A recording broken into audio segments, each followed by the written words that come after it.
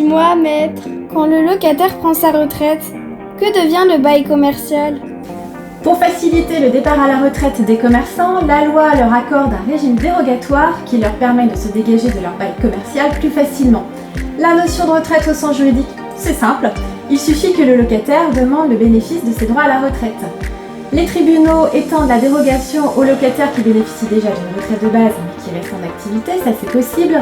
Dans ce cas, la dérogation s'applique lorsque le locataire cesse totalement son activité et demande sa retraite complémentaire. Les sociétés sont également concernées, mais uniquement dans deux cas.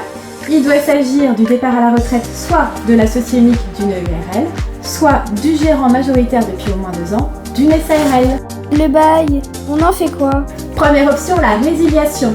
Le bail commercial a une durée de principe de 9 ans minimum, avec la possibilité pour le locataire de le résilier, mais uniquement tous les 3 ans. Par dérogation, le locataire qui souhaite partir à la retraite va pouvoir résilier son bail commercial à tout moment.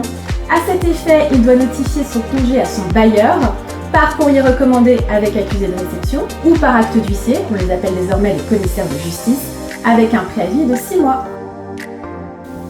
Deuxième option, la cession. Là encore, il y a un principe. Si la cession du fonds de commerce est autorisée, celle du seul droit au bail, donc sans la clientèle, est encadrée par le contrat qui souvent la soumet à autorisation préalable du bailleur, voire l'interdit purement et simplement. Lors de son départ à la retraite, le locataire peut librement céder son seul droit au bail sans son fonds de commerce. C'est ce qu'on appelle la cession déspécialisation. L'acquéreur peut donc exercer une activité différente de celle du locataire, même si elle n'est pas prévue par le bail.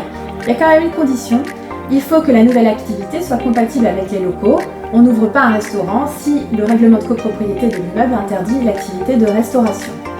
En pratique, le locataire doit notifier sa cession, cette fois par acte d'huissier, à son bailleur. Le bailleur dispose d'un délai de 2 mois pour réagir. Il peut accepter la cession, expressément ou tacitement s'il garde le silence. Il peut également exercer son droit de priorité en rachetant le droit au bail dans les conditions prévues par la cession. Il peut enfin contester la cession devant le tribunal judiciaire s'il estime que ces conditions ne sont pas réunies. Le changement d'activité ne peut pas entraîner d'augmentation immédiate de loyer, mais pourrait justifier un déplafonnement lors du renouvellement du bail. Affaire à suivre!